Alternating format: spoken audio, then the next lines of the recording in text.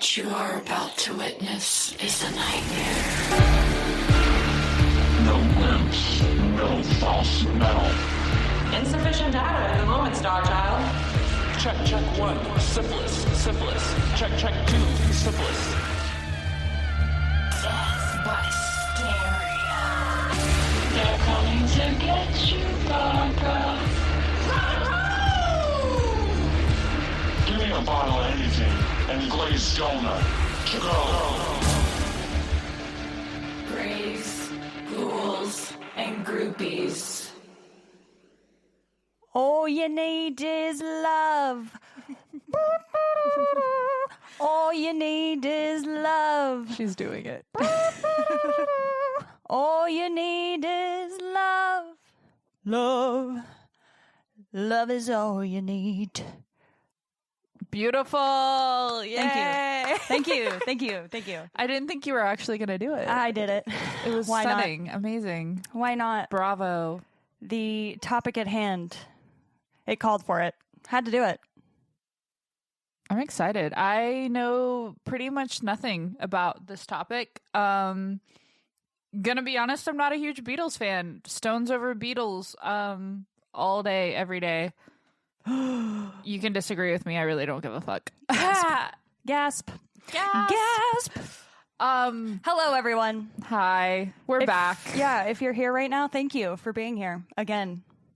Again, I'm Kenna. And I'm Maddie. And this is Grey's Ghouls and Groupies. Boo, boo, boo, boo, boo. Your favorite paranormal rock and roll podcast. Yes. Yes. If you listened to our first episode, thank you so much. We appreciate you. For real, seriously. I think it went over even better than we expected. Like, way more listeners than we thought we would have.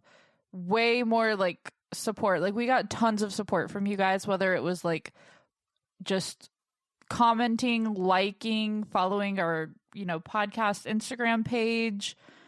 I think we got a couple of followers on TikTok too. At least one of someone that we knew. Really? Somebody that we knew followed us on TikTok. We haven't even posted anything.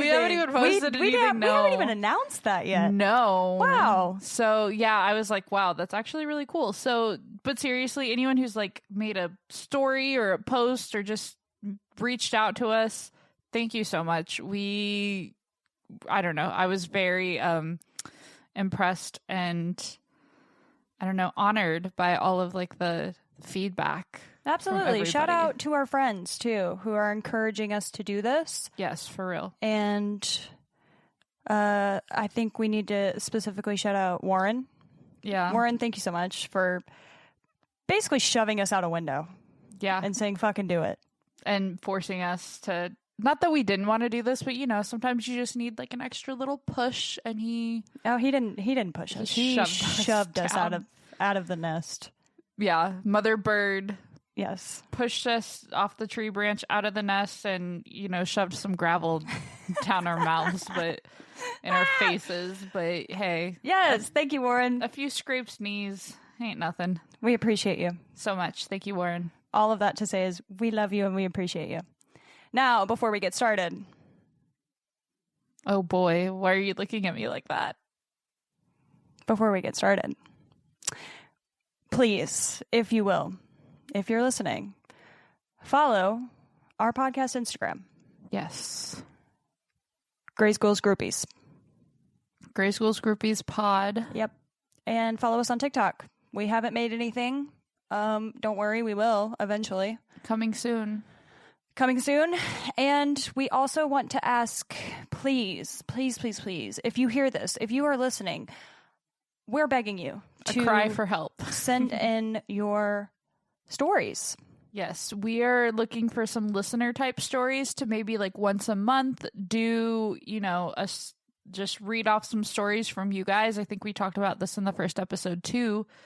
But our email is greyschoolsgroupiespod@gmail.com. We'll put it in the show notes. I'm pretty sure it's in our Instagram bio under contact.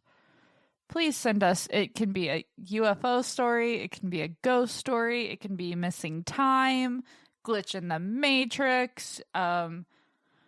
I don't know. Have you seen like the Fresno Nightcrawler? That's my favorite cryptid. Have you seen it? I want to hear about that, please. So any kind of story like that, just send it into us. It doesn't have to make sense.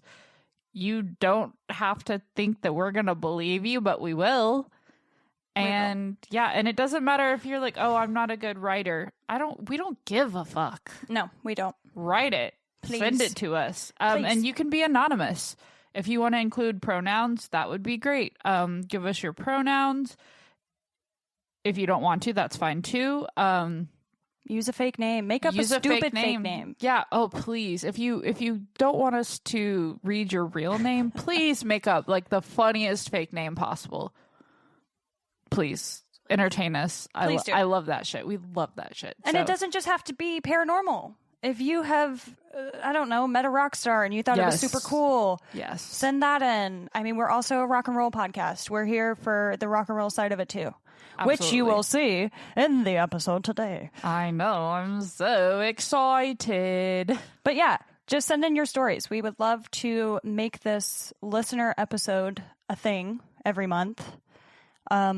I know Kenna came up with a fantastic name for it. Kenna, if you don't mind sharing. Oh, you show me yours, I'll show you mine. So please, we want to see yours. We want to see yours. Show us. Show us. Show us everything. Please. Okay. We got that out of the way. Business out of the way. Biz Nasty is done. It is time.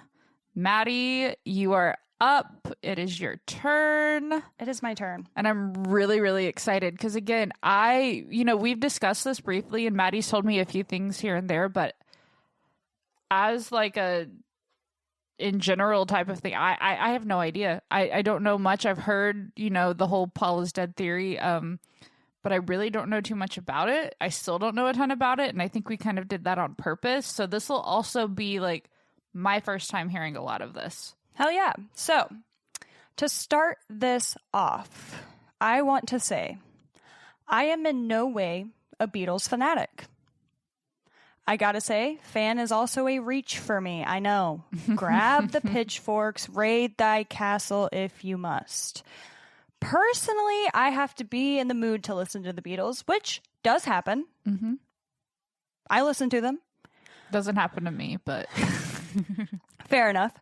But kudos to you, though. I am by no means an expert on the history of the band, nor the lore of the members. Researching this topic, though, brother. Oh my God. Are you a fan now? Again, I've always appreciated them for their music. I don't think I ever fully understood the scope of the Beatles. Like you always hear about, they were so big, but you don't truly, at least for me, I didn't truly understand. Yeah. I just didn't. That's how I feel. I don't get it. I didn't, and I feel like the more research I did, I kind of started to understand just how big they were. Okay. For sure. And, I learned more, I learned a lot about McCartney, but I also learned quite a bit about the Beatles and the dynamic within the Beatles, which was cool. I'm intrigued. As you should be. So, what if one of the most famous musicians of all time died in 1966, and the man who has called himself Paul McCartney for 60 years is nothing more than an imposter? Can I be honest? I just got chills. Ooh. From the White Album to Band on the Run and beyond, what if I told you none of it was done by James Paul McCartney? What if I also told you that there have been clues left by the other members of the Beatles and Fall himself that are hidden in plain sight, that a replacement was brought in right under all of our noses, and breadcrumbs have been there all along? I guess the question we're left with goes a little something like, is Paul dead? Paul is dead? ? So, for today's episode, I pulled information from 3 different sources. The first is Turn Me On, Dead Man, The Beatles and the Paul is Dead Hoax, a book by Andrew J. Reeve. The second book is Plastic Macca, The Secret Death and Replacement of Beatle Paul McCartney. And the final source is a book, The Walrus Was Paul, The Great Beatle Death Clues by R. Gary Patterson. Now listen, I do have to add some things and give a shout out to this final author. I thought it was really cool. He's actually from Oak Ridge, Tennessee, which is about 2 hours and 30-ish minutes from where we are in Nashville. His book was a huge success, and he became quite the radio personality. Pretty cool. He wrote 2 other books about rock and roll myths, legends, and lore. And when he wasn't on air or writing, he was a literature and European history teacher in the Tennessee public school system. He unfortunately passed away in 2017, but I just wanted to give some background on him because he was a rock and roll soul, man. He also played guitar. Badass. I And know. the funny thing is, Maddie was telling me about him when we were on the phone a couple weeks ago, and I was like, oh my gosh, do you think this is somebody that like we could have on the podcast? Maybe we could interview. And she was like, oh no, like he's dead. Yeah. And then I was like, oh, well, then we just go and we get our ghost hunting equipment and I don't know, Estes method, talk to him that way, interview him that way. Absolutely. So, Gary, R. Gary, I'm not sure what the R is. Probably like Robert or Richard or something basic. It's funny, like I couldn't find it, so I was like, that's So it's interesting. probably like his author name and he Probably. just goes by that. But Mr. R. Gary Patterson, this one is for you. Shout out to you, Gare Bear. Nah, Gare Bear. Leave it in. Oh, Lord. Okay. So I feel to do this topic justice, we have to understand the significance of the Beatles, but more specifically, Paul McCartney. It's important to understand why people cared so much and the fact I believe this conspiracy wouldn't have taken off the way it did if it was anyone else. In fact, there have been many claims of rock and roll stars leaving far too soon, ranging from Mick Jagger to Bob Dylan, so on and so forth. None of them taken seriously, nor led to a 6-week-long media circus that is still talked about to this day. Before he was the center of one of the wildest conspiracies in music history, Paul McCartney was one of the most famous people on Earth. We think of celebrities today and their popularity. Well, Beatlemania was not popularity, rather it was worldwide mass hysteria. Nothing had ever hit the world like the Beatles. Now, if you're an Elvis fan like I am, come on. Oh, give it to me, baby. No, but really, if I mean, it's Elvis the Pelvis. But Sorry. seriously, I mean, in the U.S., you can, to me, argue that for sure. I mean, Elvis hit the U.S. like nothing they had ever seen before. But I don't know. It's hard, again, because I've never been a huge Beatles fan. But you can argue that the Beatles were bigger than the king himself. Ugh, don't come for me. I'm coming for you for that one. I'm sorry. How dare you? Now, just some examples of this, right? Like, fans scream so loudly at their shows that more often than not, the band couldn't hear themselves play. Girls fainted. And I know this doesn't seem like that big of a deal. But girls are losing consciousness. Okay? Like, losing consciousness. They're falling the fuck over these 4 bowl-cut haired men. I was about to say, and they're British, so you know their teeth are not the best. Like, are they passing out because, like, maybe their breath stinks? Perhaps. But I don't know. Like, to me, in my opinion, we cannot picture this because we never lived through something like that, right?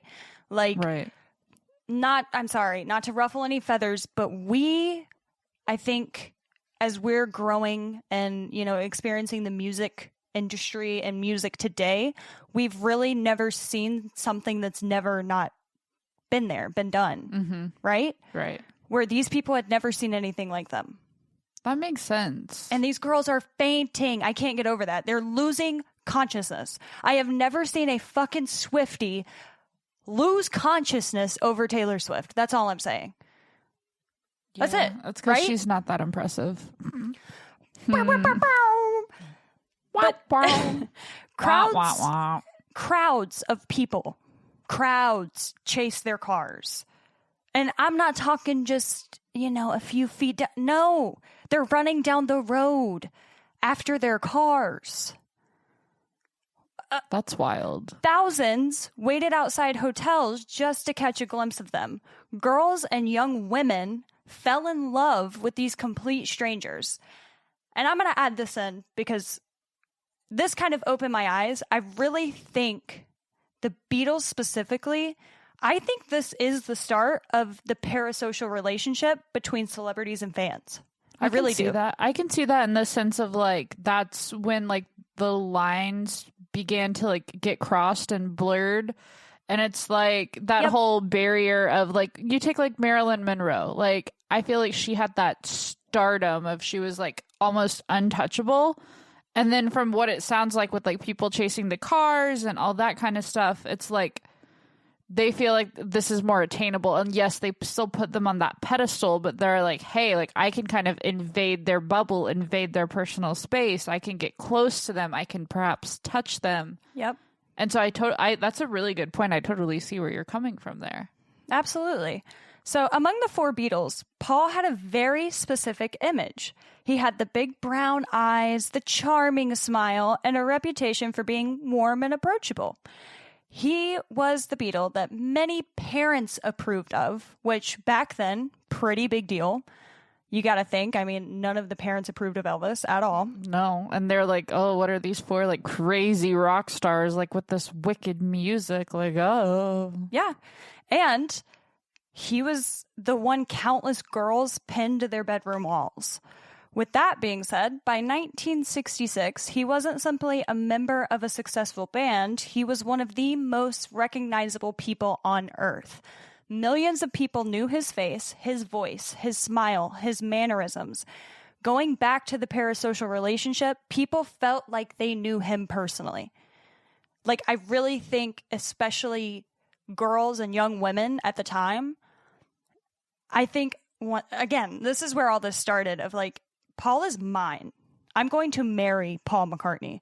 And these girls didn't just say that. I really think they believed that and meant that. That's such like an invasion of privacy for sure. I can't imagine being on the other end of that. Right.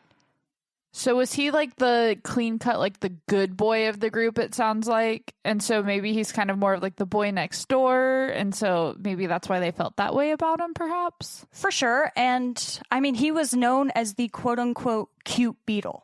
He was the cute one. I didn't realize any of them were cute. Listen, this is what he was called. All of the girls really did. Like they thought, I'm going to marry Paul McCartney. Paul McCartney is mine. Definitely wasn't going to be Ringo. Definitely not. And that is exactly why the conspiracy you're about to hear is so fascinating, because according to believers, the impossible happened. The claim is that in November of 1966, Paul died in a tragic car accident, and somehow the world never knew. Instead, the story goes, he was replaced by another man. A man who looked, sounded, and moved enough like Paul to fool millions. It sounds ridiculous and, I mean, come on, quite frankly, impossible. But once the rumors started, fans began finding clues everywhere. And that is where our story really begins. So, I'm so excited. Please get really excited. It's a lot of fun. Was that good? Cheerio. Was that good? Was, We got to kind of talk British, don't we? It was amazing. That was, I don't know what that was. That was not British. At least it wasn't Aussie, right? Good day, mate. Shrimp on the barbie. Crikey. Oh, dear. Oh, dear. Okay. Oh, heavens to Betsy. Rumor has it that on November 9th, 1966, everything changed for the Beatles. It begins at Abbey Road Studios in London. Tensions in the Beatles were high. The band was feeling immense pressure and had been feeling it for some time. Creative differences were starting to rear their ugly heads, and the boys felt overworked and exhausted. Allegedly, an argument had ensued that led to Paul storming out of the studio in anger. He got into his car and drove off in a rage-fueled haze. Then, tragedy struck. Now, there are different versions of what happened next. Buckle the fuck up, people. Click. One claim is Paul became distracted by a young woman on the side of the road. Another says he simply lost control of the vehicle. The darkest version claims he was decapitated in the crash. Now, whatever the details, believers all agree that Paul McCartney died that early morning. Dun, dun, dun. Dun, dun, dun. And if that wasn't shocking enough, the conspiracy only gets stranger from there. According to many, Beatles management and even the British government immediately realized the implications of losing one of the most famous people to ever live. Think about it. Beatlemania was at its peak. The Beatles were global superstars, a global phenomenon, really.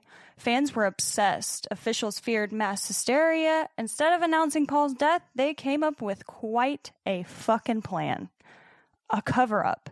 Some sources say a look-alike contest was held, and that the winner, William Campbell, was chosen to replace Paul. The alleged replacement supposedly underwent surgery, learned Paul's mannerisms, perfected his voice, and stepped into the role, and somehow no one noticed. Well, not at first. But guilt eventually began to creep in, and they say the remaining Beatles couldn't keep the secret forever.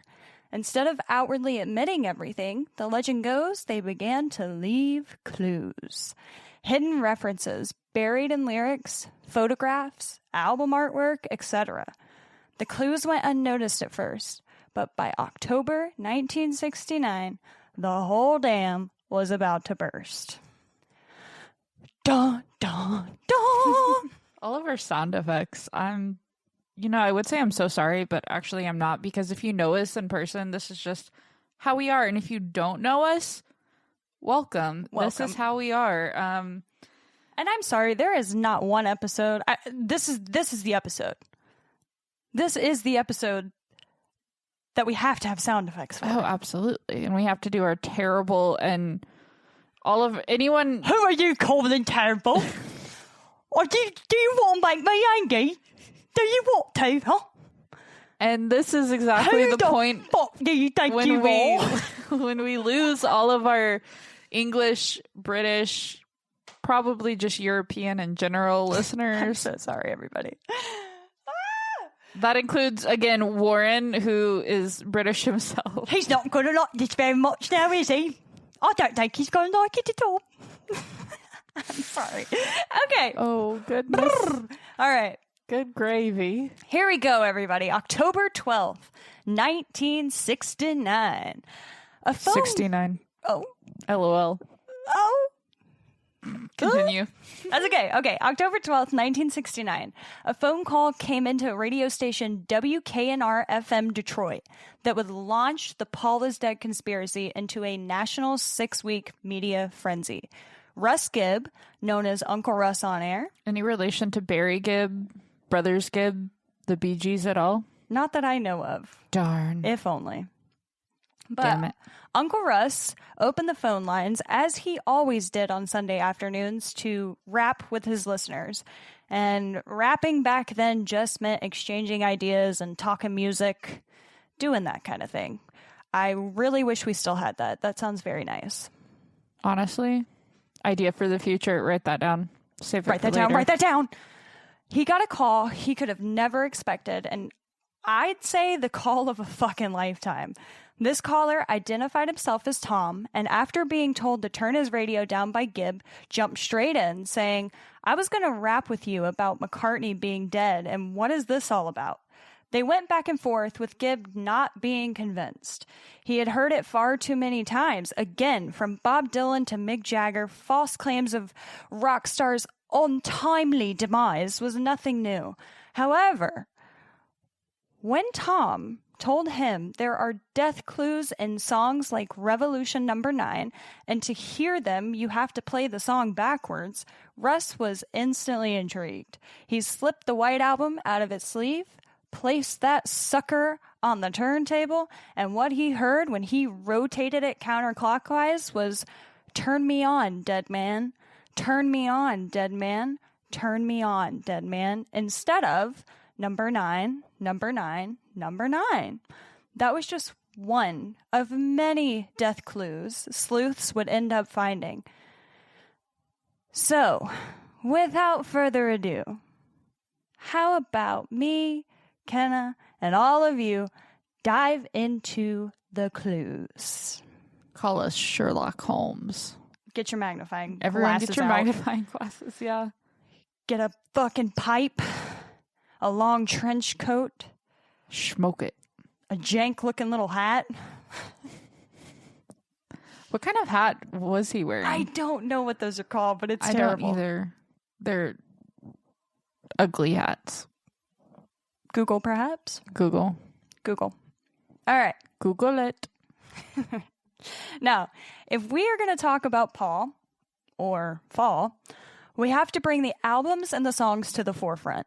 Beatles sleuths really got down to business and started to dissect album covers, song lyrics, and album booklets. Some of the most compelling evidence to prove that Paul did in fact perish in a terrible car accident is within the albums after 1966. Now, although some sleuths found clues within Revolver and even Rubber Soul, dates-wise, Rubber Soul definitely doesn't hold merit, and Revolver is a toss-up depending if you believe the date was actually December 26th, 1965, instead of November 9th, 1966.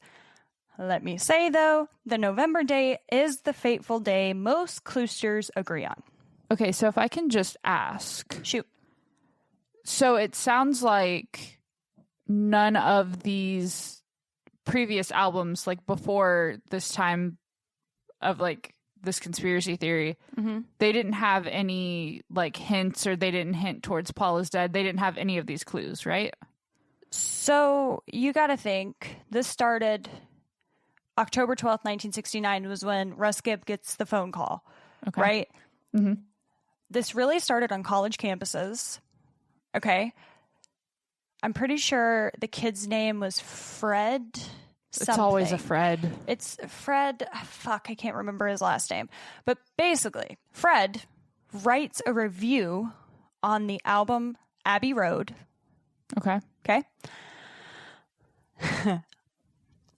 I don't want to say this because it's going to give shit away. But basically, I'll keep it vague. Fred writes this review on Abbey Road, and he starts pointing out all of these death clues. Okay? Again, this is 1969. Now, if we're talking about the death date of Paul McCartney being November 9th, 1966, the albums that came out before that date being really, Rubber Soul, Rubber Soul doesn't hold merit, and neither does Revolver. So Sgt. Pepper On came out after 66. Okay. So then, yeah, it kind of lines up. Yes. Got you. Okay. If that makes sense. So maybe somebody, like, whether it's true or not, they could have kind of pinpointed a date or kind of come up with a date based off of the album and when they've noticed all of like these clues being left. But honestly, that it kind of can go either way with that. Yeah. That's super interesting. Okay. I just wanted to clarify or, No, for sure. And again, it's wild to me. I got to be honest. I'll speak a personal opinion here. I never realized that Paul is Dead started in the 60s. No. I never realized that. The first time I ever was introduced to Paul is Dead was when my sister had a Beatles phase. And no joke, it had to be like 2009 or 2010 when YouTube was in its infancy. Like just fucking the wild, wild west. Anything goes on YouTube. And I'm pretty sure it was just like a fan-made video about the Paul is Dead thing. And I was, in my mind, I'm like, oh, this must be new. I did not realize it started in 1969. No idea. Yeah, I had no clue either. Again, I don't know much about the Beatles at all. So all of this is like news to me. But yeah, I definitely heard the conspiracy before, but I didn't know it started like way back then, which is interesting. And I do want to add, because a lot of people are like, where did Paul is Dead come from? From the 3 books I read, no one truly knows. There is not a one particular person that is pinpointed in being like, this person started Paul is Dead. No one's been able to figure that out. It was probably like a business meeting. Right? But this blew up. We do know where it blew up, and it blew up on college campuses. Specifically, I think it was Michigan State University. I'm pretty sure. Which is also interesting because it's in America. It's Very. at a college and not a university. Don't worry, buddy. We'll talk about that too. Ruh-roh. So, I'm getting ahead of myself. you are getting way ahead of yourself. All right, everybody. Once again, buckle the fuck up, and let's begin with Sgt. Pepper's Lonely Hearts Club Band cover, shall we? So, I know a lot of you are probably driving while listening to this. If you're anything like me, let's be honest, I listen to my podcast when I drive to work in the morning or drive home from work, road trip, something like that, right? I would recommend, though, if you can, bringing up the covers as I tell you about them. I did it researching. I've done it for Kenna. And it really is pretty helpful, you know, in deciphering what the hell we're even talking about. So, Kenna, are you ready? I'm so ready. I've never been more ready in my life for anything. Right. So, as you look, Kenna, if you don't mind looking for us. I will be your eyes. She is looking hard. All right, so hard. It appears that the Beatles are standing above a grave. Paul's grave? The fresh dirt is what gives this away. What do you think about that one? It kind of just looks like they planted flowers and they're really proud of it. And they're like, look, Ma, I planted some flowers. I don't know. Am I not? Is that what you think? Yeah. Okay. All right. With a bunch of people. Is that Edgar Allan Poe? It is. Good job. Wowzers. Are you zooming in? Can you zoom in? I can zoom in a little bit. I do have my glasses on, but that doesn't mean much of anything. Okay, I zoomed in a little bit.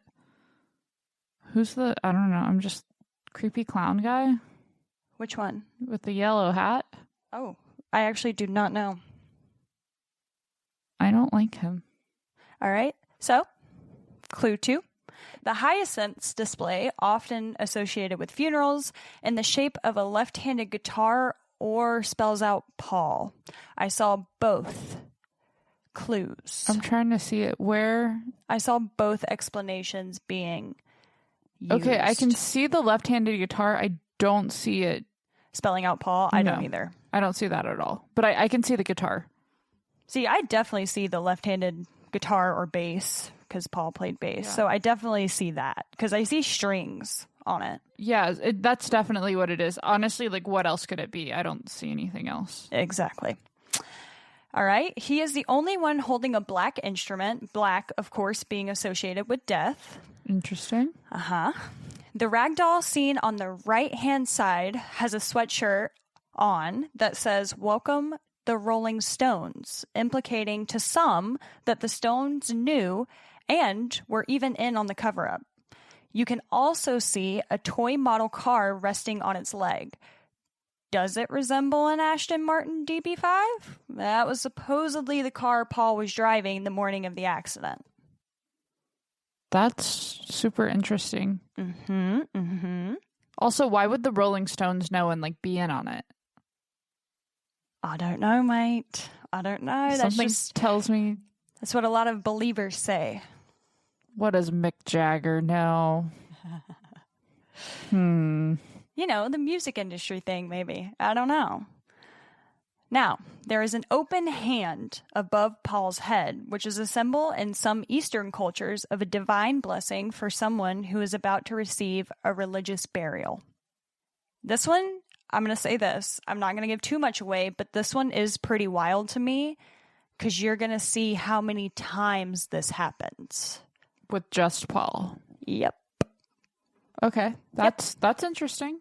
All right. So this personally for this album is probably my favorite, but it is kind of the most complex and a little out there clue to me. So it's the bass drum, who was designed by Joe Effagrave, perhaps an anagram for epitaph and grave. Kind of weird. Interesting. So, if you place a mirror in the center of Lonely Hearts, a hidden message appears. I, one, IX, he, parentheses facing each other, die. So, to many, this says 11-9, he die. Have I tried it? No. But I included a picture, so, Kenna, what do you think? I think I'm having a hard time finding the picture. Okay, there it is. Okay. I mean, that's pretty fucking wild, is it not? No, that's pretty insane. I can agree to that for sure. But I'm also like, who?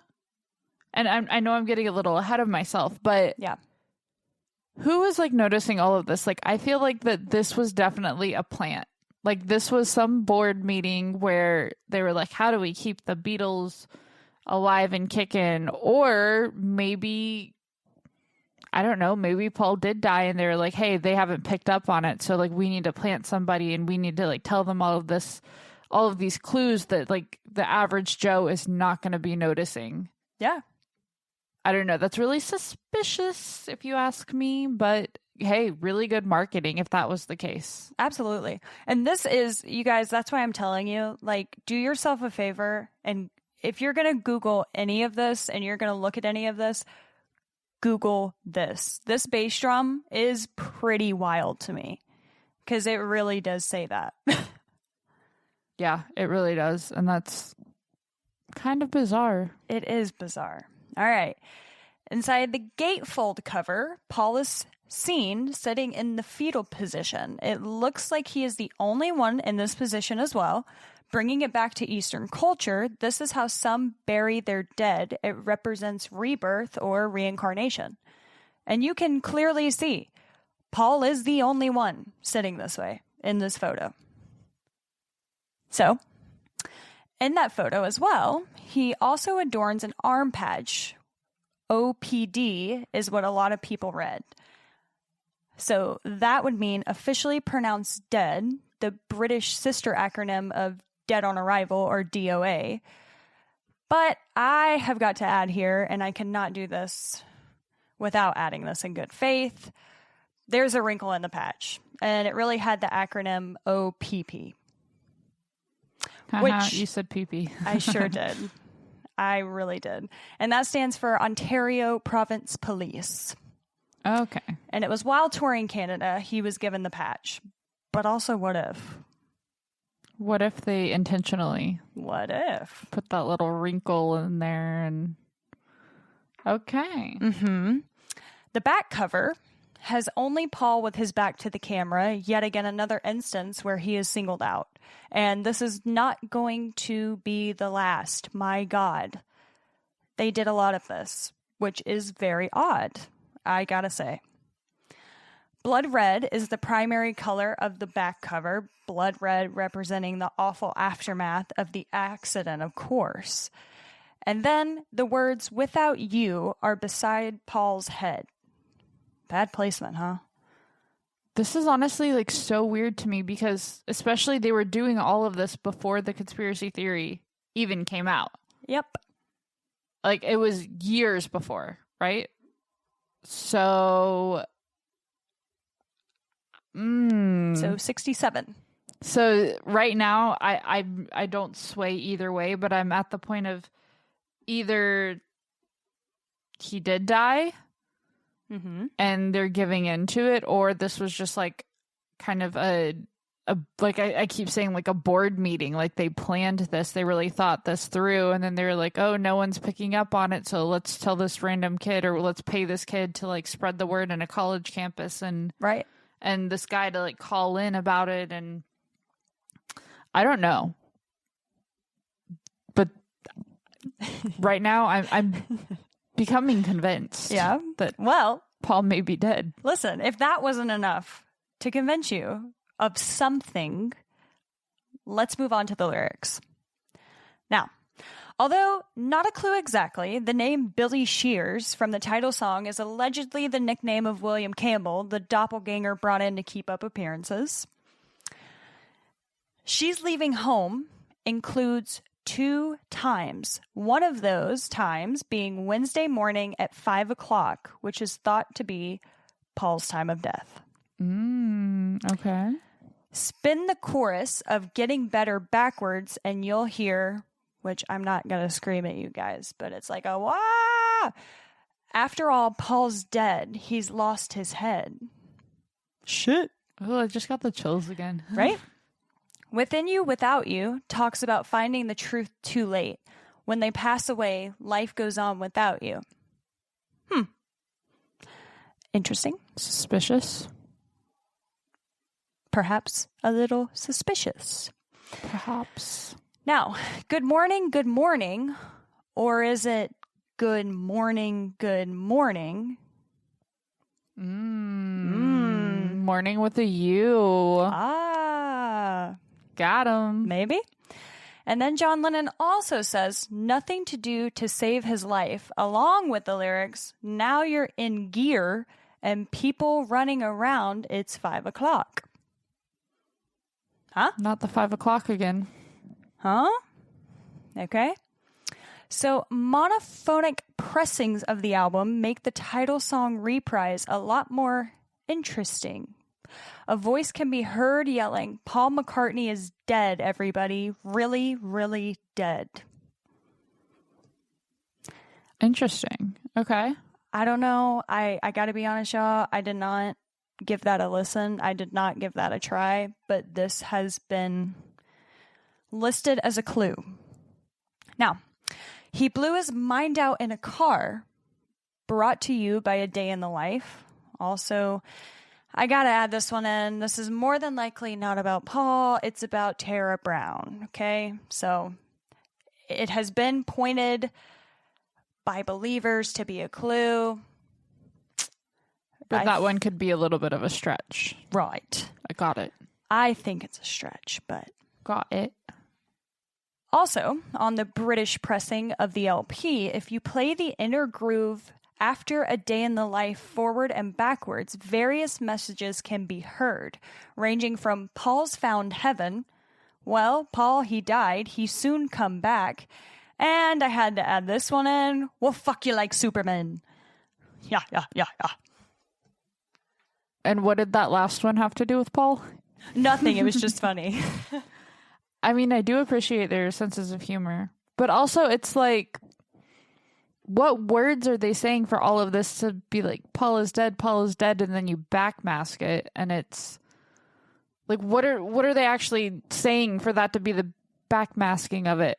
Or is it just like their weird British accents that are just, I forget the term that means this, but like whenever you can hear or like see things out of nothing and like your brain just automatically kind of connects the dots and like tries to make familiar phrases, or like if you're like looking at a pattern and you see a face in it type of thing, and it's just your brain trying to like process what you're seeing or hearing. Could it be something along those lines, or do we think that it's actually like intentionally saying these? That's another point that I'm at. I'm like, Right. It's tough. But again, I'm a bit of a sucker, and you can kind of convince me of pretty much anything. Yeah. So right now, I'm still, I would put myself at like 60% convinced that like Paul could be dead, but also could be dead. I do like to hear facts and evidence. I don't just go believing things blindly. But we'll see. You shall see. And next stop, ladies and gentlemen, is Magical Mystery Tour. And yes, indeed, we are dying to take you away. Ha ha ha. Did you like it? Dying. That sounds like something from the Haunted Mansion. Doesn't it? Like, please move all the dead weight to the center of the room. So, with this sucker, let me tell you, the sucker is a beast. Okay, let's just go ahead and get right into it. I do want to say you can look at either copy of Magical Mystery Tour. You can look at the original US cover with the extra songs, or you can look at the OG cover, UK cover, which was released as an EP and ended after I Am the Walrus. Whichever you prefer, does not matter. Again, I do suggest you take a look with us. So, Beatles appears on the front cover in a pattern of stars. Now, it isn't totally clear, but again, not totally clear. I don't really know. But apparently, if held upside down, looked at through a mirror, or both done simultaneously, a phone number will appear. If you were to give that number a call, it led to the truth about Paul. More specifically, if that number was called at the time of his death on Wednesday at 5 a.m., you would make contact with William Campbell, a.k.a. Billy Shears. He would ask you certain questions about the clues, and if you answered them correctly, you would receive a ticket to Pepperland, which was a secret Beatles island. What? I know. Wait, so are there any reports, any credible claims of people doing this? Did they get a ticket to ride? She's got a ticket Everyone, to please ride. Clap for Kenna. She don't care. Whoa! Not Kenna coming in with the Beatles reference. Holy shit. Now, I want to mention 2 first-hand accounts. So, Kenna, don't worry. I'm giving you a first-hand account. John Turner, a Michigan State University Cluester, and Jim Kendall writing on the Paul is Dead website. So, John states he was able to make out a phone number and he gave it a ring. Someone picked up and he said, Billy Shears. A male voice said, "You're getting closer," and hung up. Now, Jim claims he and some friends called the number way back then and got a cryptic message, "You're getting closer," and the call abruptly ended. So is this guy from the Michigan State, is he the one that started all this? No. Okay. Just another student on campus that dove into this shit, which Okay. a lot of people did. A ton of people. But it all started at Michigan State. That's when it really blew up. Took off there, Yeah. and then it just kind of spread from campus to campus. Got it. Campus Okay. to campus, but let's not... It spread from campus to campus, but you guys, this became huge. I mean, New York Times, LA Times, Chicago Post, all of these huge news outlets were reporting on this. So I guess my next question is, if you even know the answer to this, do you know if how long it took between this guy spreading all of this information on campus to it hitting the New York Times, and was it a quick thing? Did it take a while to really take off? So I'm going to be honest, I don't know in terms of exactly how many days, but I mean, it was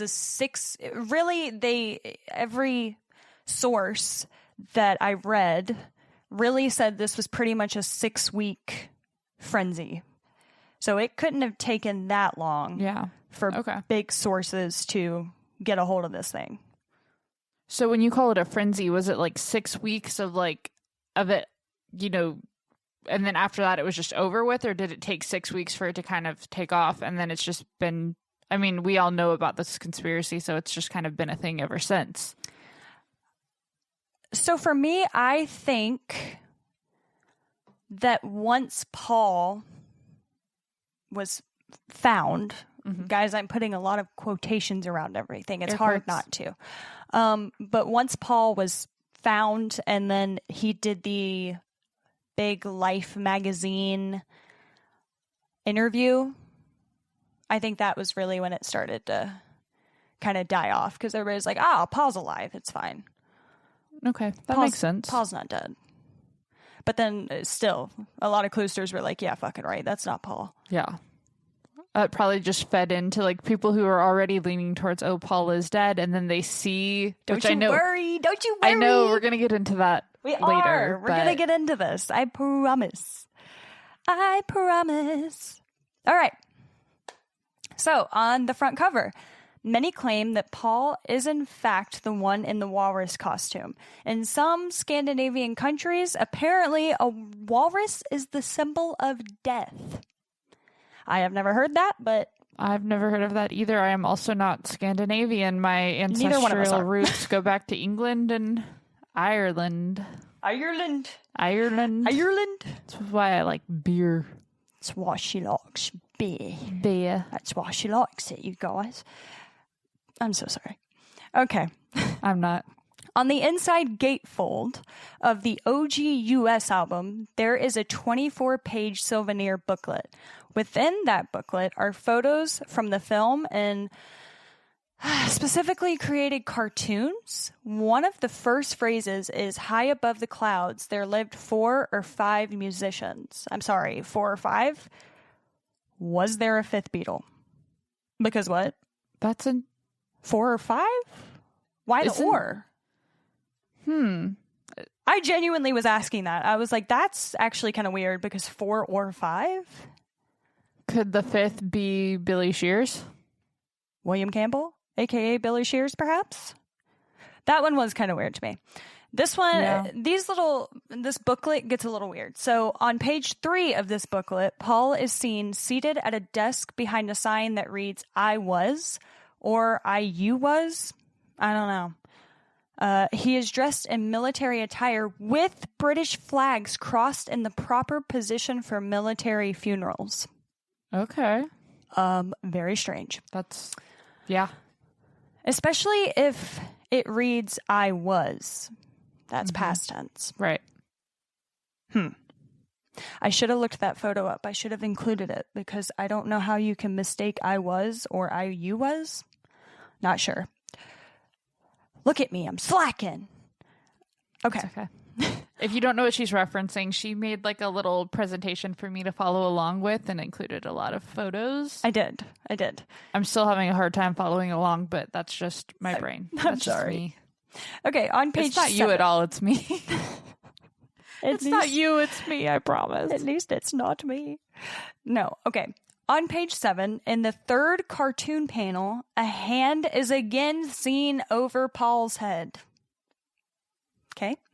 Page Got it. 8 shows a dinner scene where the dining tables are arranged as an upside-down crucifix. That's so metal. Isn't it, though? Heavy metal. It's actually really fucking metal. Good for you guys. All right. Now, the page 9.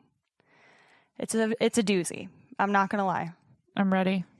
So, we'll start out with the obvious. The numeral 9 is significant because there are 9 letters in McCartney.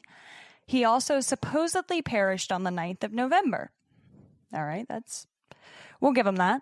The title reads, The Magic Begins to Work, as we see depictions of Paul's death and the cover-up. So, panel number 1. It includes a press photographer trying to take a picture of Paul, who is in the next panel. Paul is blocked from the cameraman's view, so in turn, he can't see that he is actually dead. This was just the clue. The media blackout represented here, maybe? I'm not sure. In the second panel, you see a cartoon depict Paul with his eyes closed. His head is split open by the L from Foot on the Hill. You can also see his left hand forms the outline of a body buried in the hill. Okay. I did include it. I see it. Yes, if you want to zoom in, you can. All right, in comes the third panel, and all you can see is his head, seemingly crushed into the corner of the frame. Is this a representation of decapitation, perhaps? A question mark also appears in his thought bubble. The fourth panel shows Paul as a magician with a bright red nose. This is said to be William Campbell healing from cosmetic surgery. In the final panel, John Lennon is seen hatching from an egg. Just the Eggman, or perhaps a deeper symbolic meaning of the Beatles being reborn? There is also a giant spirit-like walrus. It's really trippy, guys. It really is. I would suggest looking this up if you haven't already. Yes, please. And the walrus has his eyes closed, rising to the quote-unquote heavens by riding the symbolic bus. The magical mystery tour is dying to take you away. Hello? Also in this panel, you see John saying, I am the walrus, to which the response is, no, you're not. So, Paul really is the walrus? I just can't get over, not to bring it back to the egg, but you have to look this like cartoon up. You and do. John coming out of the egg, he looks like a bird. He looks like a baby bird. Like, it's the nose, it's the eyes. He looks like he wakes up and just shoves a bunch of worms down his gullet. Like, sorry, not to take it back to that, but I'm just over here zooming in on it, and I'm like, good God, It does look that is crazy. a British man right there. That is a Brit. That is British. That He has is his British. tea and crumpets, and he definitely refers to them as chips and not fries. That's it. So, page 10 has Paul without shoes. From Greece to Old England and several other countries, the dead are buried without shoes. Page 13 also has Paul without shoes, but his shoes are seen next to the bass drum stained with blood. Spooky. Right? Seen on the bass drum is Love the Beatles with a 3 above the band name. Just 3. So there's just 3 surviving. Allegedly. Allegedly. Page 14 has Paul still behind the desk. The poster on the wall reads, God Save the King, and the caricature pointing outward. His hand is conveniently above Paul's head. So this is what, the 3rd time where someone has a hand above Paul's head? Yes, of course it does. Page 15 shows a drawing of Paul seated at the desk playing with what other than a toy car. Okay, Eyes so we have the closed. theme of like the toy cars and the hand above the head. That's like a... Reoccurring. Okay. Yep. Interesting. So page 18 has 2 photographic stills. One of them shows Paul eating fish and chips, his 2 front teeth displayed very prominently. Kind of looks like walrus tusks. So tusks and not buck teeth? No, really. It is a little weird.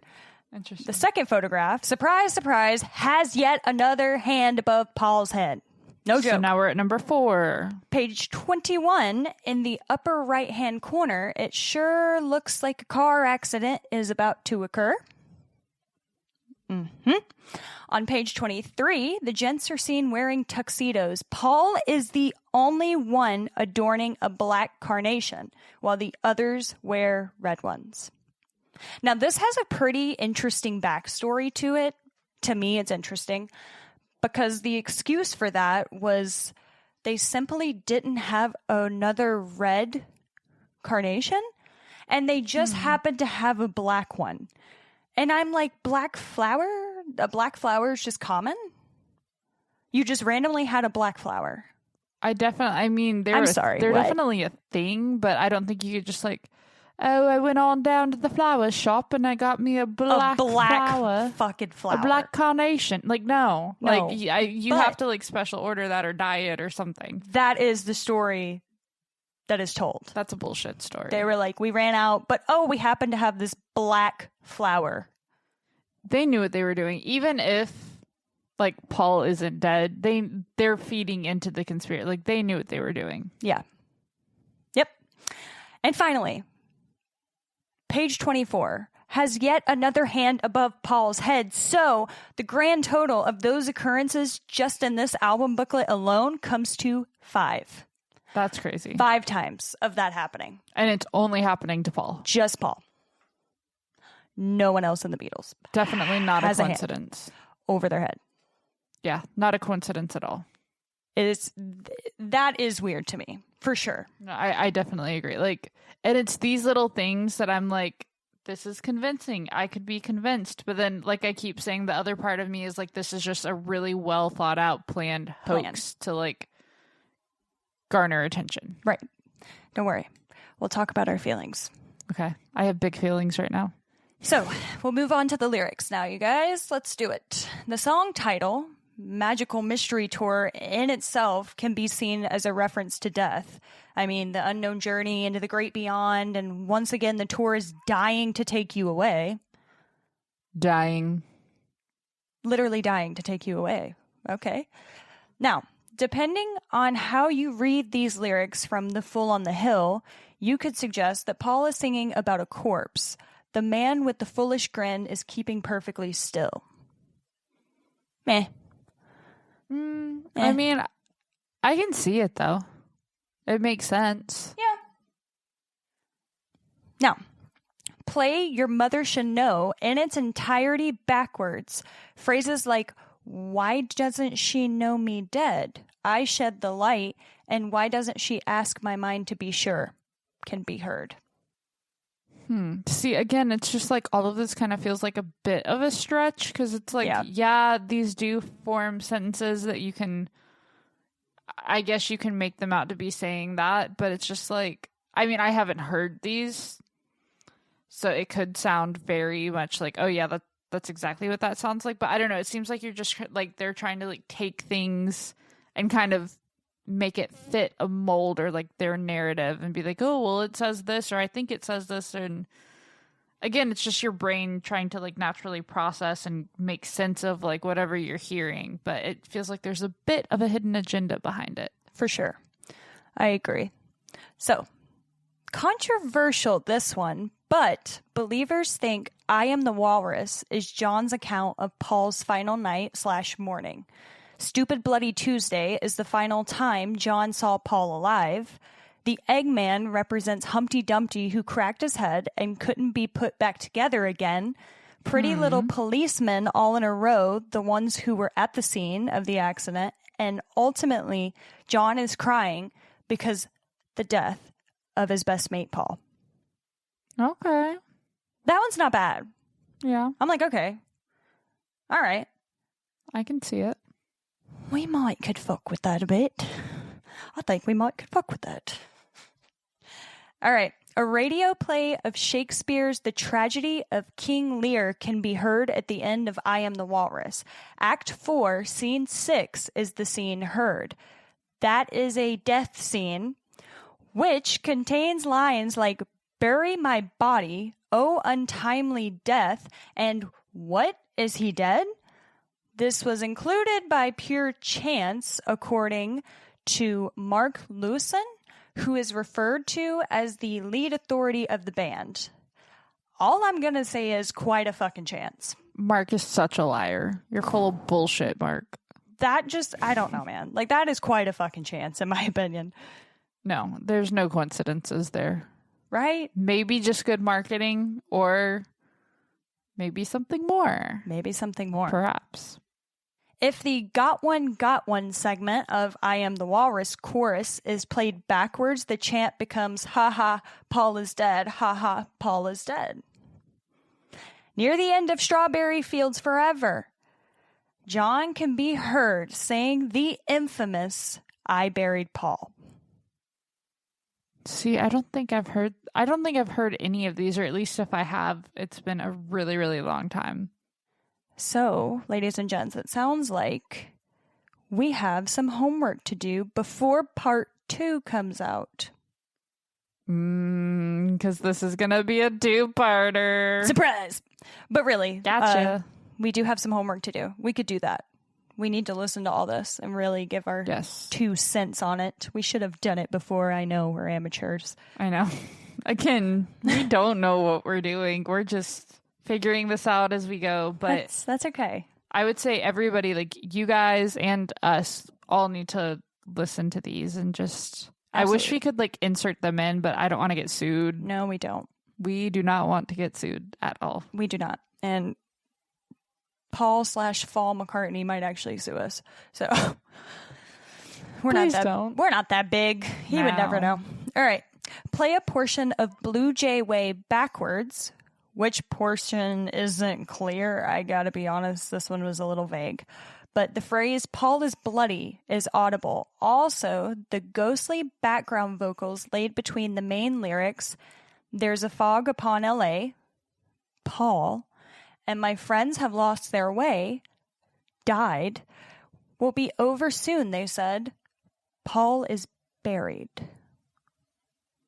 That's I'm just going to have to hear this before I'm like, I don't know if I believe that's what it's saying. But if it truly does like very clearly say that, then like, wow. Right. Holy shit. No, this is one I really want to listen to. So, Paul sings an off-key rendition of Yesterday in the coda to All You Need Is Love. However, a lot of people think it sounds like he's saying, yes, he's dead. Okay. I'm trying to think of like the song.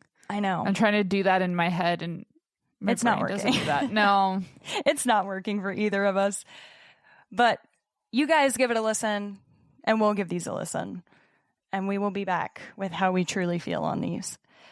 So, on to the White Album, shall we? Let's go. All right, Into let's the do white. it.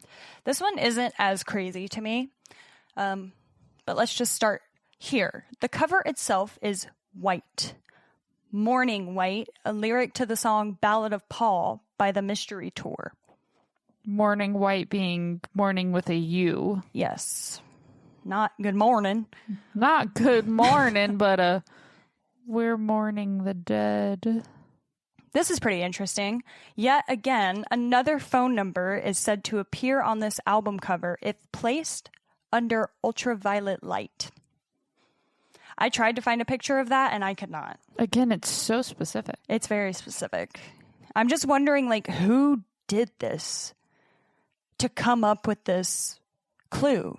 Right. Like, somebody did this for sure. Nobody was just like, also, if you put this album under ultraviolet light, a phone number shows up. Like, no, nobody did that. No. Somebody did it and then was like, there's a phone number. Yeah. 100%. Totally. Now, believers spotted a scar on the left side of Paul's lip on the photo insert. Non-believers say this was from a moped accident on December 26th, 1965, but believers think this is a scar from cosmetic surgery. AKA that this isn't Paul, but it's William Campbell, AKA Right. Billy Shears. Indeed. Now you getting it, buddy? All right. The album came with a handout poster, which is a collage of photos. One photo looks to some like Paul's decapitated head floating in a bathtub of water or blood. This one, I'm sorry. I cannot agree with this one. No, I don't see it. It's clearly just Paul, shoulders, arms, and all laying back in a soapy bathtub. Sorry. Another photo in this collage, however, shows a photo of Paul dancing. Behind him, something seems to be reaching for him. Kinda looks like skeleton hands. Kinda looks like cigarette smoke distorting the photo. The world may never know. I don't know if you can zoom in far enough on this one, but that was pretty crazy. I cannot personally. I cannot zoom in enough. Damn it. Because that photo is pretty wild. It does look like almost like a apparition or something is like reaching for him. But it could also just be cigarette smoke. It was the 60s. It's probably cigarette smoke. Right? And that's it. So not nearly as much. So just those two things on the White Album? Yeah, Like- just those few things. Yeah. So there wasn't a ton as far as imagery, photos, album art goes. I mean, Jesus Christ. The album is just white. It's just white. Now, lyrics time. Glass onion is allegedly old British slang for casket handles. 1800s British caskets didn't have metal handles, but instead glass balls. Okay, I didn't know that. Yep. Interesting. The lyrics in that song hold some evidence too. I told you about the fool on the hill. I tell you, man, he living there still. Or in the Paul is dead case, he is still buried there? Maybe? Fixing a hole in the ocean could refer to filling the shoes of the Paul McCartney. The final and perhaps most shocking lyric being, well, here's another clue for you all. The walrus was Paul. Finally admitting it all or playing with the believers. But you say playing with the believers. This album, by the time this conspiracy had come out, was this before the conspiracy theory or after, essentially, the White Album? Good question. I really don't know. Because there would be no believers to, encourage their belief. Why do I feel like the White Album was 69? Hang on. I should have done this for my sake. Oh! Nope. November 22nd, 1968. So maybe not. So this is before. Mm-hmm. Wow. Okay. That gives it a little bit more. I don't know which way that sways me. Here's another clue for you all. The walrus was Paul. Yeah. Ooh. Yeah, I don't know. That kind of makes me think, since this was like, if this was like all a hoax, Yeah. but that hoax wasn't really a hoax yet. Yep. I feel like that's them admitting it and like cluing everybody in on, or maybe it's even one of those situations where, say they had a manager that was like, oh, we should fake this to like drum up some, like, not that they needed any more press or attention or anything, but maybe they thought, I don't know, who knows, but maybe they were just trying to drum up some new press. Yeah. And like, I don't know, they tried to fake, I don't know. That's so weird. It is weird. It is weird. I know I just keep saying I don't know, but truly, like, this is just so crazy to me. And it's especially because this is my first time hearing a lot of this. Yeah, for most sure. of this, that I'm like, holy shit. I don't know what to think. I don't know. All right, and Don't Pass Me By, Ringo sings, you were in a car crash and you lost your hair. I mean, doesn't get more clear than that. Thank you, Ringo. Is that again, like, alluding to, like, decapitation? Perhaps. Or, like, I don't want to say, like, a scalping, but it was, like almost like a Jane Mansfield type of situation? Right. Ooh. The mysterious mumbling at the end of I'm So Tired apparently says, Paul is dead, man. Miss him, miss him, miss him, when played backwards. Okay, I've heard that one before. Yeah. I think that's a really common one. Yep. The chorus of Oobla Dee, Oobla Da holds something mysterious when spun backwards. Ha ha ha, I know we did it. Did what? Successfully covered up Paul's death. That's a bold one. I'm going to have to hear that one. Yeah, I haven't Because heard if that that's the one, case, then why are we even doing this episode? I mean... And why is Paul McCartney out here acting like Paul McCartney? Money. Money, money, money, money, money. Money, money, money, money. While My Guitar Gently Weeps ends with George wailing, oh, Paul, oh, Paul, oh, Paul. Not sure. Not sure about that one. This one's kind of silly because I really do like the song, and it's just one of the clues is just the main character in Rocky Raccoon dies. What? Yep. Oh, Rocky Raccoon. Okay. I Yep. mean, yeah. that could be evidence. He dies. The lyric, take these sunken eyes and learn to see, from Blackbird, have been interpreted as advice to a dead man. Don't know how I feel about that one either. Yeah, that one's a little iffy for me. It is. Find me in my field of grass, from Mother Nature's son, sounds kind of like an implication to a cemetery. Yeah, the field of grass. And not just a field of grass, my field of grass. I don't know. Yeah. You know? Okay, that could be something there. Could be something. Why don't we do it in the road and no one will be watching us? Perhaps the road Paul died on and the cover-up will never be found out? I don't know. I don't know. The deeper you go, the higher you fly, from Everybody's Got Something to Hide Except for Me and My Monkey, was taken in... I'm sorry. I'm so sorry. That is so crazy. Oh, okay. I'm going to have to restart that one. That is just such a crazy... Everybody's got something to hide except for me and my monkey. Who's the monkey? Good question. That is just the craziest song name I've ever heard. All right. Sorry. Let me restart. The deeper you go, the higher you fly, from Everybody's Got Something to Hide Except for Me and My Monkey, was taken in the once buried in the ground, your soul rises up to heaven sense. Okay. I don't know. Now for the beast, That is Revolution 9. Dear God. Play the chanting of number 9 backwards and you'll hear the Turn Me On, Dead Man. Sleuths think that this song isn't just a song, but an account of Paul's crash and the aftermath. The car horns, screams, sounds of flames, shattering glass, and the voices that say he hit a light pole and we better go to see a surgeon, along with my wings are broke and so is my hair. It is a song that to many believers is the story of what happened that fateful morning. What do you think? How it would have sounded, how it would have felt. Yeah. I don't know. Okay. I don't know what I think. I don't know how I feel. I mean, it's a crazy conspiracy theory. And again, I feel like I'm like, okay, well, that makes sense. Well, of course, the last song on the album being Good Night can't be a coincidence, right?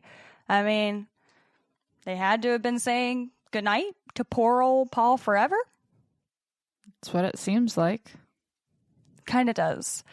Now, this is where things, to me, get a little odd. Yellow Submarine, it doesn't hold much at all in terms of evidence for Paul is dead. I don't know, maybe they took a break from the clues. They got tired of it. I don't know. The main things are on the cover. And it's just cartoon, or it's John as a cartoon holding his hand over cartoon Paul's head, of course. Again. Yep.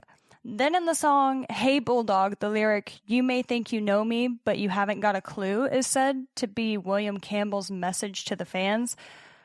I mean, that's great, except John Lennon is singing the song. Yeah, that doesn't track for me. No. And they may have gotten tired on Yellow Submarine, but let me tell you something. They came back full force, locked and loaded with Abbey Road. This is the one that I think everybody like knows the most about. Yes. Like this is the only like album cover wise I can say that I knew some. Yeah. Some about like with the lines and Paul's head in the road. But yeah, you tell us. So, front cover starts with Paul being singled out. This is not the first time. He is the only one out of step and barefoot. I want to add that the story goes Paul either left his shoes at home or took them off for this photo because they were uncomfortable. But my thing is, sources say that it was a really hot day. So why would you take off your shoes to walk across hot-ass pavement? Yeah, no. Why would you do that? Especially when it's like a full photo shoot. Like, you know, they're not just taking one photo. No, and y'all had to keep... There's no way they didn't have to back up, go the fuck... You know, like, do it back and forth. Like, you're walking on hot-ass pavement barefoot? Yeah, that's not... That one kind of gets me about that. Yeah, because it's not comfy. No, and the story behind it is he left his shoes at home, which who the fuck is leaving their shoes at home? Right. No, I'm good. I don't want to wear shoes. Okay, you're a freak. Or... I mean, we know people who don't like to wear shoes. Oh, no. The dogs. The dogs. The dogs are out and barking. Davis dogs. You can cut that. You don't have to because we love Davis dogs. Sucking on Davis dogs outside the whiskey. Bars. But really, I don't know. I just thought that was really interesting. And again, he takes off his shoes. He's out of step with everybody else. And the fact that once again, Paul is being singled out. He just is. It's curious to me. The consistency with it always being Paul. It's always Paul. Yep. That's getting me. Yep. Not the rest. It's always Paul. And again, all of this is like before this became a popular. So it's not like they were feeding into something that was already going on. It's like they were setting this up. Right. Or they were truly trying to give hints because this actually happened. Right. For sure. But then again, if this was all a setup and they were just like doing this in the hopes that, okay, in a couple of years, we're going to make up this rumor and it's going to take off.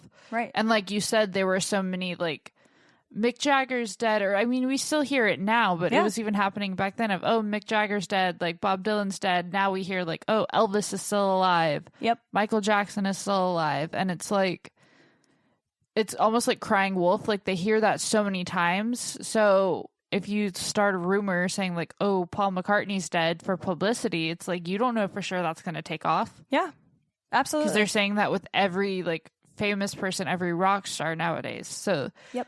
That's the one thing where I'm like, okay, well, if this was just like a publicity stunt, they really went through so much trouble to do all of this. Yeah. And for why? Like, for what? Yeah. You know? For sure. For sure. And I think that's where I struggle of like, a lot of people say that, oh, the Beatles did it for, you know, sales, album sales, which, okay. I mean, that's valid. They hear all of these things and they're like, oh, I want to go take a look at that album. Let me go buy a copy. For sure. I want to hear these songs. Like, I want to play these backwards. Let me go buy a copy. Yep. That makes sense. It does. It does. I mean, the money, right? The money being the biggest thing. So that's where I'm kind of torn of like, okay, I could definitely see them just doing it for money. Right. But as we said, this didn't start until 1969. So if they were that hurt for money, why wouldn't they have started it way earlier? True. And also, I don't think they were that hurt for money. They're the fucking Beatles. Like, huh? Yeah, they're not hurting for money to begin with. But, I mean, there are greedy, like, for managers and right. And record execs. Let's say this conspiracy theory did not hurt their sales at all. No. At all. If anything, even if it wasn't intentional, baby, money was raining. It worked. It worked. Okay, sorry. Went on a little side tangent, but we are back. Many say the boys are representative of a funeral procession. So John Lennon, with his white suit, is God himself. Oh, Christ. I have feelings about John Lennon. I'm sorry, everyone. Ringo, either acting as the minister or undertaker, whichever one. Okay. Paul being the barefooted corpse, and George, the gravedigger, in his work attire. Okay. Yep. There is a Volkswagen Beetle in the background with a license plate that reads 28IF. So 28 if. Implicating if Paul had lived, he would indeed be 28. See, I've heard that one before, and I'm like, okay. I mean, it is a bit of a stretch. Yep. But then again, all of this is, and what conspiracy theory isn't? Exactly. This one, Ken and I briefly talked about this reoccurrence happening and how much it weirded me out. I know it didn't weird her out as much, but Paul holds a cigarette in his right hand, and Paul was notoriously left-handed. And there's going to be more on that. But see, and real quick interjection, my devil's advocate to that was like, I know back in the day, because like my whole family except for me are all left-handed or ambidextrous.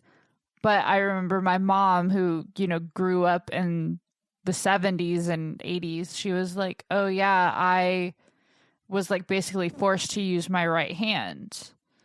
Like they didn't like me being left-handed. Like teachers like thought that there's like something wrong with you almost. And they were like, oh, you're writing with your left hand. That's not proper. So like a lot of people who were left-handed had to, you know, they were forced to use their right hand. Right. Just me playing devil's advocate, but I'm pretty sure you told me that like he never used his right hand. He was severely left-handed. Yes. Yes, don't worry. We will talk about it. Yes, I'm getting ahead of That's things. okay. That's okay. It's hard not to. Okay. If any of you have a beat up copy of this LP, do us a favor and test this one out. Please let us know if this works, okay? So apparently, if you smear a petroleum jelly-based product on the cover of this album, Paul's face will fade away. The rest remain unscathed.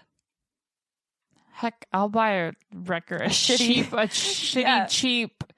copy of Abbey Road just to try this out. But also, who did this? Exactly. did they just have like some like lube or some shit? Right. Like next to their bed, and they're like, and it spilled, and they were like, oh, They wait. said, oh shit. Rup, rup, rup, rup. What happened to Paul's head? Paul's gone.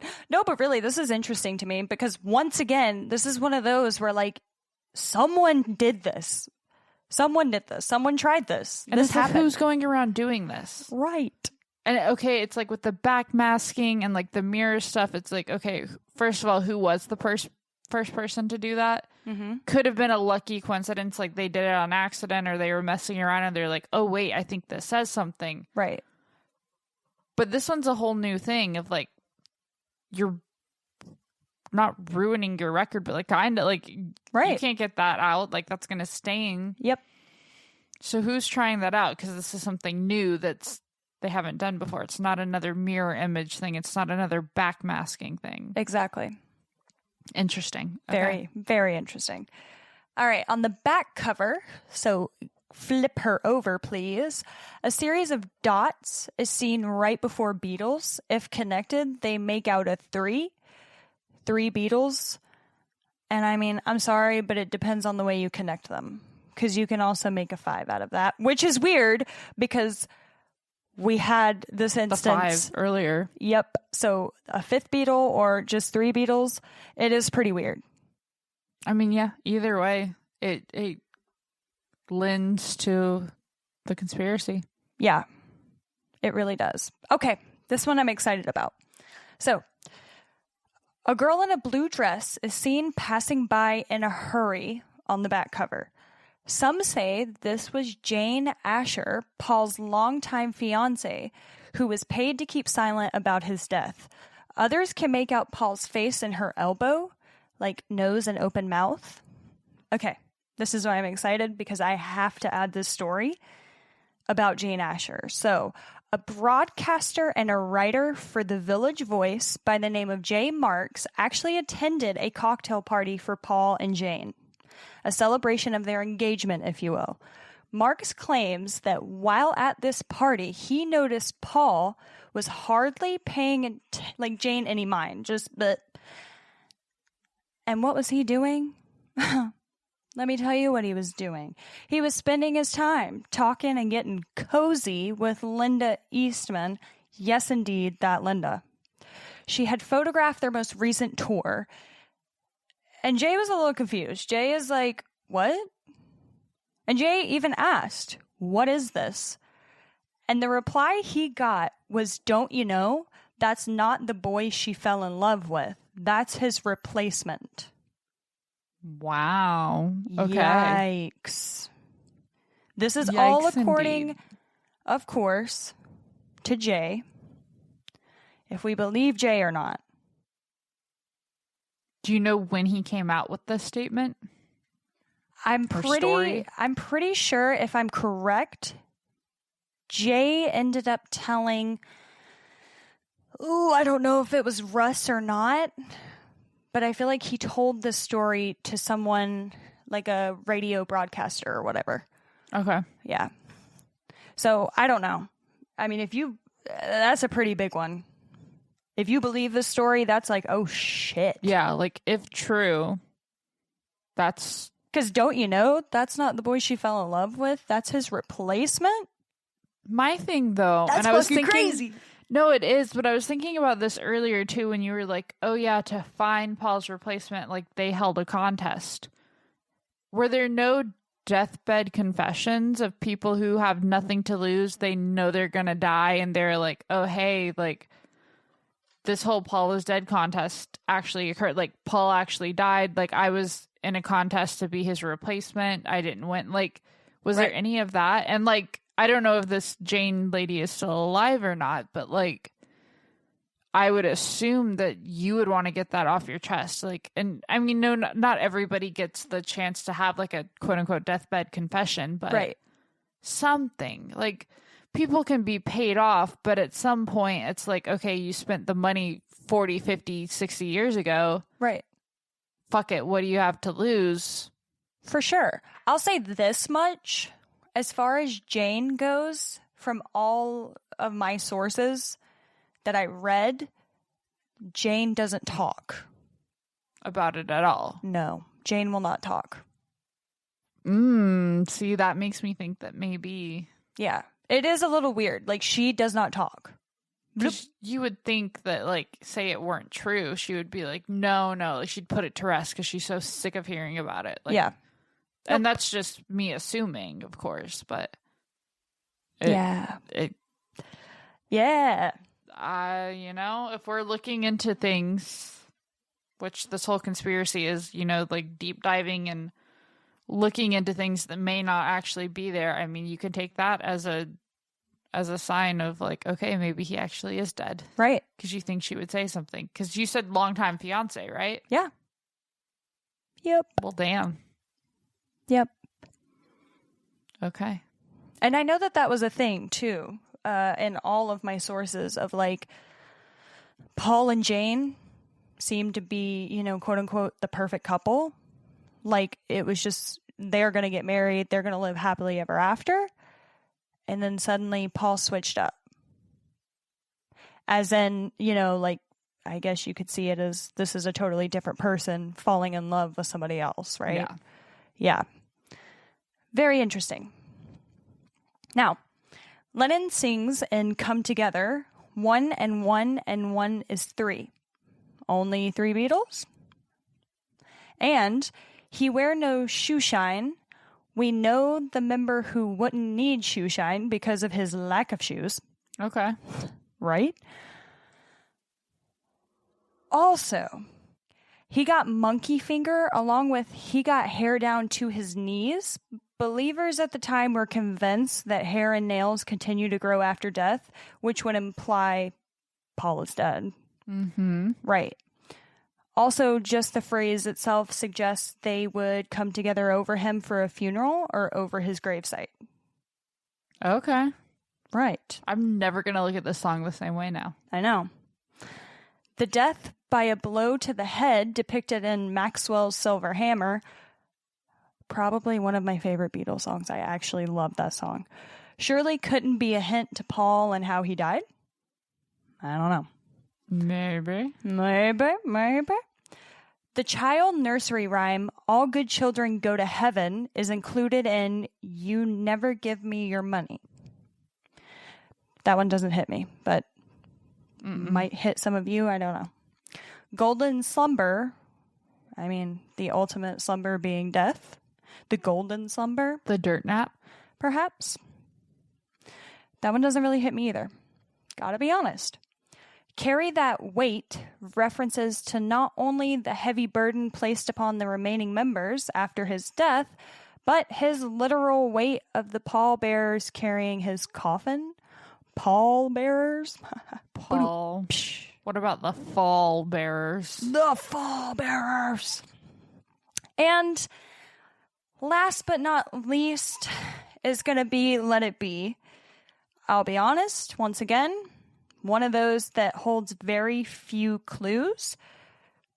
And I'm going to say this, in my opinion, if this was your last album, which I feel like they knew, they were pretty over it, I think. They weren't getting along. Because what year was this? 70? Okay. So They probably would have recorded it. Y'all, I'm so sorry if we're wrong. I really don't know much about the Beatles, but it came out in 70, ? So they would have recorded it maybe depending on when in 70, 69, 70. Yeah. I don't know. But yeah, I just figure, wouldn't you just go all out, blow it out? You would think so. If Yeah. he was, you know, whatever the case may have been, if he was really dead, wouldn't you just be like, fuck He's it, dead. we're going balls to the wall. Yeah. That's all I'm saying. But No, what you're saying totally makes sense. the one thing that stuck with them with this album is Paul being singled out, of course. On the cover of the album, Paul is the only one with his eyes straight to the camera and a red background. None of the other members have a colored background. Which we've seen the red background before. Yep. The blood red. Yep. He has a red background, and he is the only member looking straight into the camera. Okay. Singled out.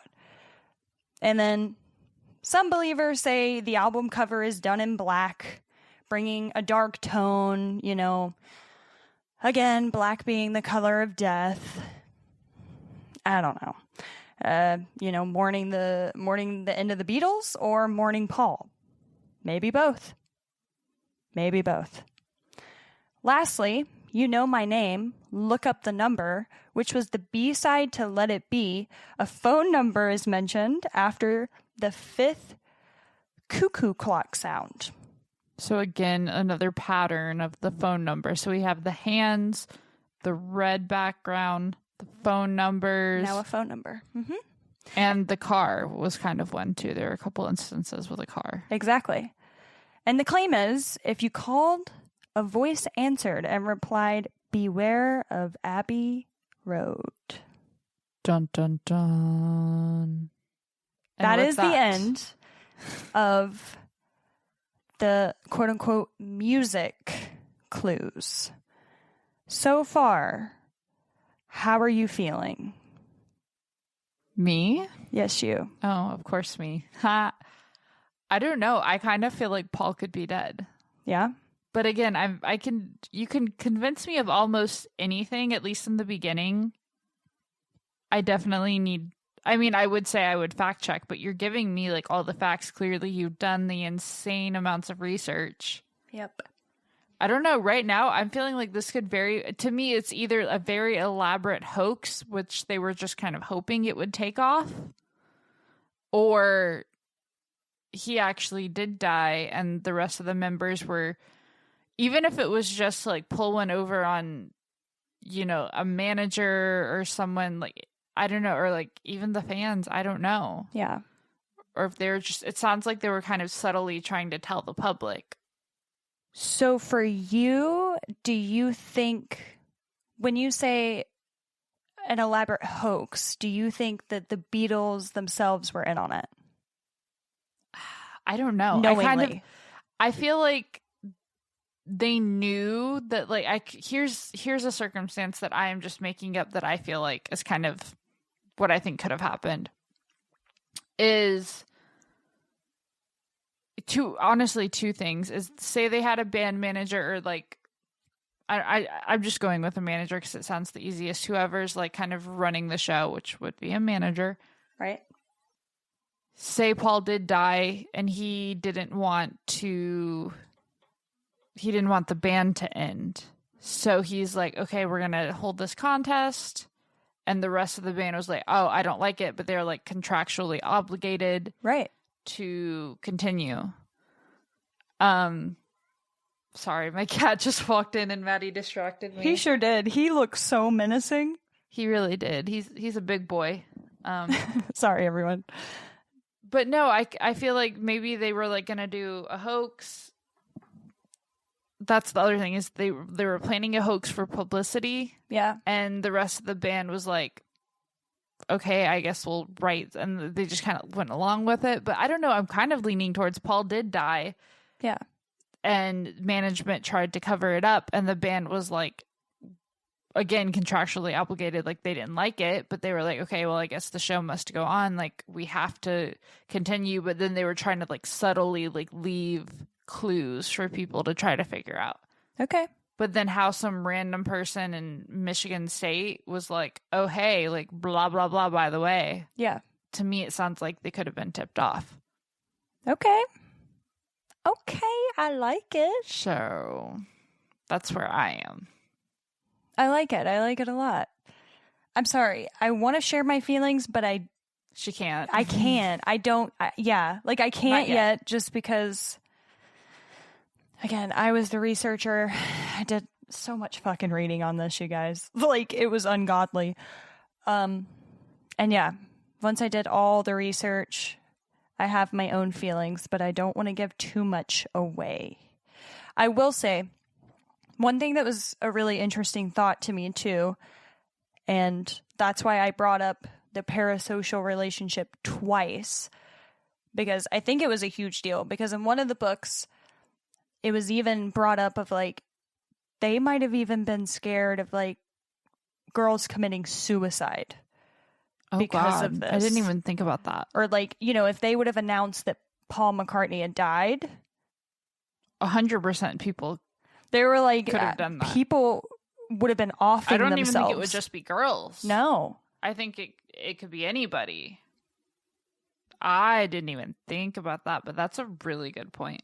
Yeah. I mean, the world would have been devastated if this happened and it was just breaking news. Paul McCartney of the Beatles has died. What? Right straight smack dab in the middle of Beatlemania? Yeah. That's a good point. I know. Were there any reports of that happening like when Elvis died? That's what I'm curious about. That's a good question. We'll have to look into that. I know. I'll have to look into maybe a future episode. Oh. I'm not going to share it now, but I have some weird stories that happened with Elvis paranormal. Oh. Not at Graceland, but at his house before Graceland on Audubon, also in Memphis. Oh, cool. Okay. And I had I'll have to talk to my mom because she was there with me, and I'll have to like make sure I'm remembering it right.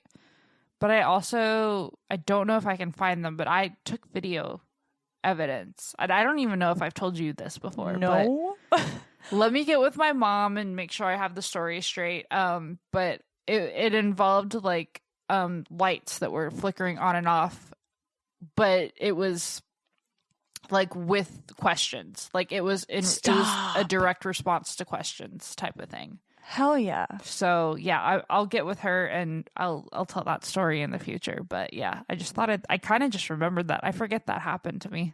I love that. But yeah, we'll have to talk about that. I know. Hopefully she can find the videos. I know. I'll look. I'll definitely make an Instagram post or a TikTok or both. Yes. Maybe I'll do a story time on TikTok. We'll yes, see. Please. Everyone, bully Kenna into doing it. Please. I need to be bullied. I need to be humbled sometimes. And, well, with that, we're going to leave you hanging. Yes, we are. And the next episode is going to be Paul is Dead, ? Part 2. We're going to talk about the physical aspects, the personality aspect, and I think we're going to dive a little deeper on why would people actually believe this, and ultimately, we're going to get into the evidence against it. Which I'm also interested to hear, because again, I can be convinced of anything, so you could start to convince me out of it, and we'll see. Yeah. I'm going to say I've read all of these clues as like a believer, right? Like these are the clues. Mm-hmm. And that's what I'm going to say. Okay. Until next episode. Because once we get into the why it isn't real, then you're going to be like, oh. Womp womp. Womp womp womp. Yeah. Well, the good news I will say is because we are leaving you on a cliffhanger, we're right now doing episodes every other week. I think we're going to try to get part 2 to you just the fall, like next Friday, basically. Yes. So we'll be posting about it. Stay tuned to our social media, aka right now, just Instagram we're really posting on. But go ahead and follow our TikTok because more fun things will be coming to there. And then we'll post like, I don't know, we had the ideas of doing like get ready with me story times type things, just fun videos of us being goofy and just more like typical TikTok-y stuff. Yes. A little silly goosey, a little gooberfied, I don't know. A little bit of a goofy goober fest, if you will. Yeah, a lot less which we're not serious people by any means, and this is not a super serious show. No. But no, it's not. But I'd be damned if we're not going to have a lot of fucking fun. Oh, we're going to have a blast. And we hope you guys are having fun listening and following along with us and just... For sure. Hanging out with us for a little bit, even if we're just in the background when you're driving or at work or who knows, getting ready for your day, going to sleep. Whatever it may be, we're happy to be here. Even if it's in your nightmares. It more than likely is. Ah! All right. Well, with that, I think we're going to let you guys go and stay tuned. Like I said, keep up with our social media platforms. And write in your stories. Please. Do you understand? Grays, ghouls, groupies, pod@gmail.com. Please, we need your stories. And like Maddie said, it doesn't have to just be paranormal. It can be crazy rock star stories. You don't have to name names, but again, we like to be messy. So if you want to name names, go for it. Do not make me show up at your place of work or your home. We know where you live. Please just write us. Please write it. Please. Not to sound desperate, but we are. So please do. And tune in next Friday for part 2 to Paul is dead? ? Exclamation point? Question mark? Bye, guys. Bye. Edited by Tyler Warren. Theme music by Ace Von Johnson. Artwork and logo by Kayla Satan. Produced, researched, and tomfoolery brought to you by Maddie Laster and Kenna Crash. His father, his father's father, his father's father's father, his father's father's father's father's father,